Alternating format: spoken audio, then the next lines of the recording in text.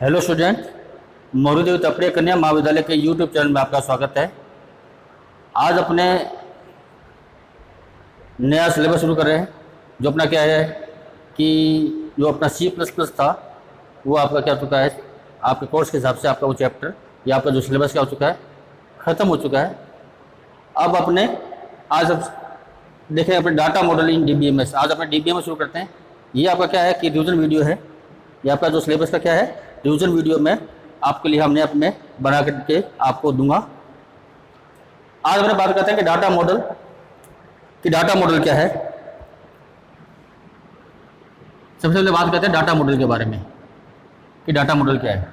Data model DBMS का एक ऐसा तरीका है, आप कह सकते हैं कि डाटा मॉडल DBMS का एक ऐसा तरीका है जिसके द्वारा ये निर्धारित किया जाता है कि डाटा का स्ट्रक्चर कैसा होगा, उसमें डाटा किस प्रकार से रखा जाएगा, एक डाटा का दूसरे डाटा के बीच में किस प्रकार से रिलेशनशिप स्थापित किया जाएगा। यानी आप बोल सकते हो कि डाटा का या डाटाबेस का लॉजिकल और फिजिकल सारा मॉडल इसमें तैयार किया जाता है। किससे? डाटा मॉडल के द्वारा। डाटा मॉडल के द्वारा आप डाटा को रखने की सुविधा, यानी आप डाटा को किस प्रकार से रखेंगे और किस प्रकार से वो डाटा आपका आउटपुट में जो क्या नाम है एक्सेस होगा, ये सारा चीज़ आपको डाटा मॉडल में आपको मिलता है।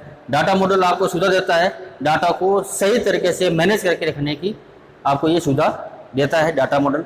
डाटा मॉडल के कितने प्रकार होते हैं ये मैं आपको नेक्स्ट वीडियो में बताऊंगा। आज अपने केवल डाटा मॉडल के बारे में कर लेते हैं, इंट्रोडक्शन करते हैं। तो मैंने बताया आपको डाटा मॉडल क्या होता है कि डाटा मॉडल क्या होता है कि डाटा मॉडल एक ऐसा DBMS का एक तरीका है जिसमें डाटा को रखने का तरीका बताया जाता है। वो तरीका आपका फिजिकल और लॉजिकल दोनों हो सकता है। लॉजिकल में क्या होगा कि डाटा का रिलेशनशिप कैसा होगा, डाटा किस प्रकार का होगा, डाटा का आउटपुट कैसा आएगा, उसके लिए किस एप्लीकेशन का प्रयोग किया जाएगा या उसका स्ट्रक्चर कैसा होगा, ये सभी चीज़ लॉजिकल व्यू में देखा जाता है।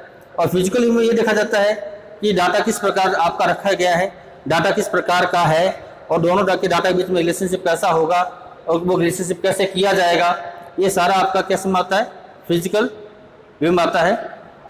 तो अपन बात करते हैं कि ये तो बात होगी डाटा मॉडल की। अब बात करते हैं कि डाटा मॉडल के एडवांटेज क्या क्या हैं, यानी इसके लाभ क्या क्या हैं आपको मिलेंगे।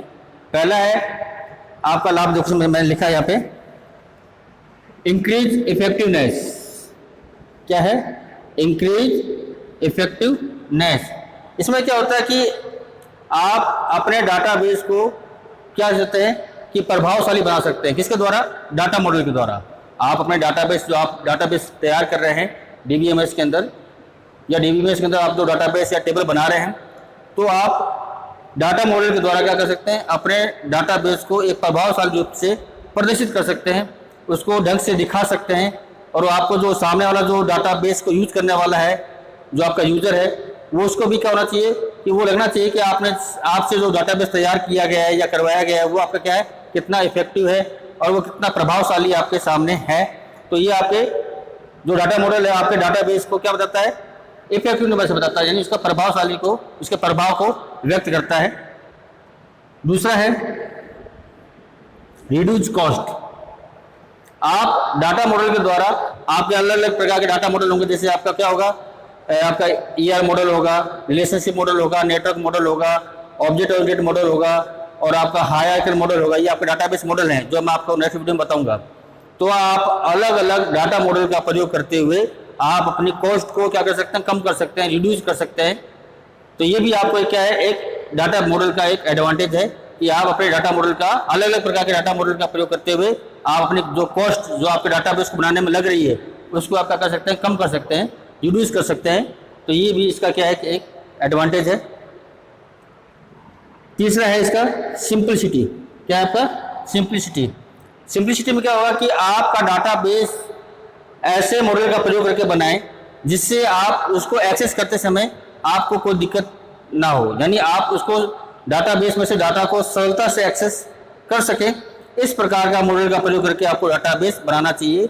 और ये सुविधा आपको कौन देता है? डाटा मॉडल देता है। आपके अलग अलग प्रकार के डाटा मॉडल का प्रयोग करते हुए आप अपने डाटाबेस की सिंपलिसिटी को बनाए रख सकते हैं, उसकी सरलता को बनाए रख सकते हैं। ये भी क्या है, इसका एक एडवांटेज है। फिर है नेक्स्ट मिनिमम रिडंडेंसी। क्या है मिनिमम रिडेंडेंसी। मिनिमम रिडेंडेंसी का मतलब ये हुआ कि अगर आपके डाटाबेस के अंदर या आपके टेबल के अंदर एक जैसे डाटा हैं, एक जैसे कई डाटा है, तो उसको वहाँ से हटाना क्या कहलाएगा, आपका मिनिमम रिडेंडेंसी कहलाएगा। यानी आपके डुप्लीकेट डाटा को हटाना क्या कहलाएगा, आपका मिनिमम रिडेंडेंसी कहलाएगा। ऐसा क्यों किया जाता है कि अगर एक जैसे डाटा आपके अलग अलग टेबल में पड़े रहेंगे तो वो क्या कर सकते हैं कि आपके डाटाबेस को एक तो बड़ा करेंगे और उसमें आपकी अनऑथराइज जो आपकी इंफॉर्मेशन है वो पड़ी रहेगी, और आपके जो क्या नाम है गलती होने की संभावना आपके डाटाबेस में बनी रहेगी। क्यों? क्योंकि आप एक समान डाटा आपके अलग अलग टेबल में पड़े रहेंगे तो आपको क्या होगा, कंफ्यूज की होने की संभावना आपकी बढ़ जाएगी, आपका कंफ्यूजन बढ़ जाएगा कि कौन सा डाटा सही है कौन सा डाटा गलत है, और उसको डाटा का प्रयोग आपने कहाँ कहाँ किया है।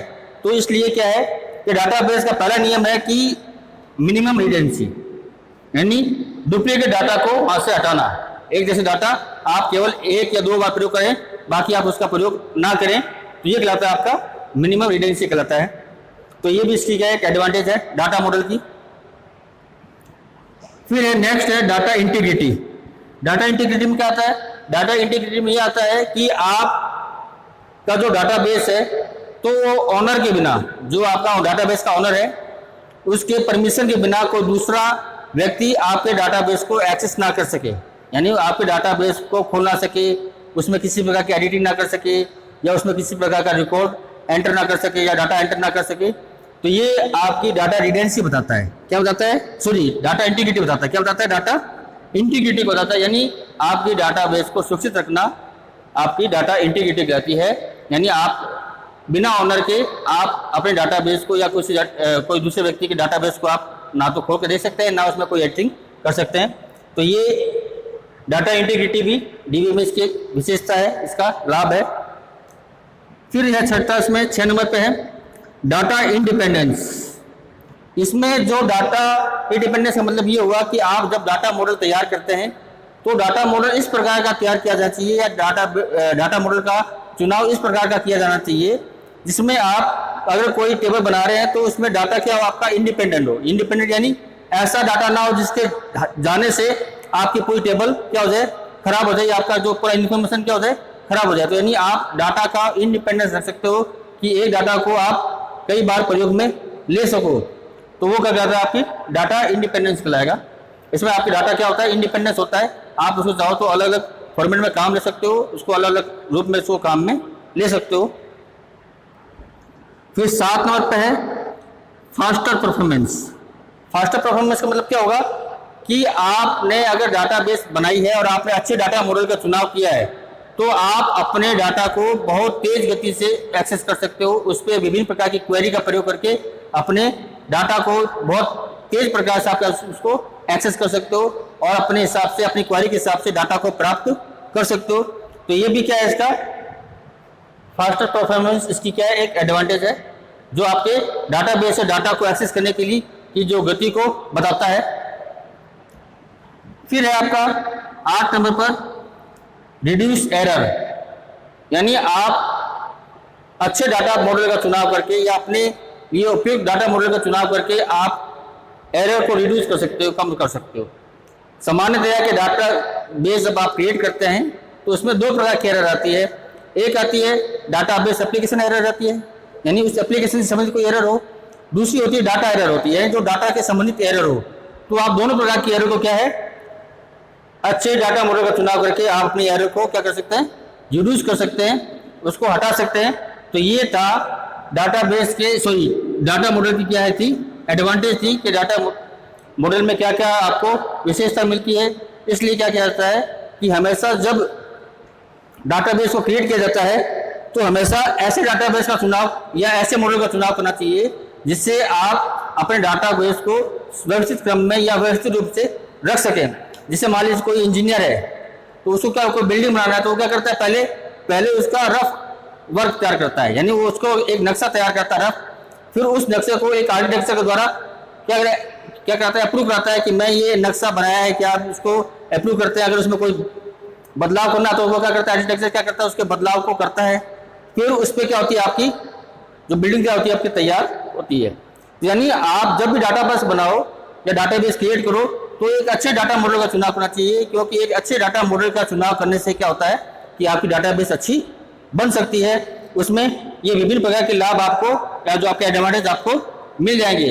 अगर आपने अपने डाटा के अनुरूप डाटा मॉडल का चुनाव नहीं किया तो क्या होगा, आपकी डाटाबेस सही ढंग से काम नहीं करेगी और आपका जो क्या नाम है एक्सेस करने का जो डाटा को प्राप्त करने का जो माध्यम है वो भी आपका क्या होगा, सही नहीं होगा। तो ये आज मैंने आपको इस क्या नाम है वीडियो में केवल डाटा मॉडल की इंट्रोडक्शन दिया कि डाटा मॉडल क्या है, उसके लाभ क्या क्या है। नेक्स्ट वीडियो में मैं डाटा मॉडल के मैं आपके टाइप्स बताऊंगा कि इसके क्या कौन कौन से टाइप्स हैं और उसको अलग अलग अपने अलग अलग वीडियो में इसको समझेंगे। तो आज के वीडियो में इतना ही। इस वीडियो से संबंधित कोई भी क्वेरी हो तो आप मुझे कमेंट बॉक्स में कमेंट कर सकते हैं। धन्यवाद।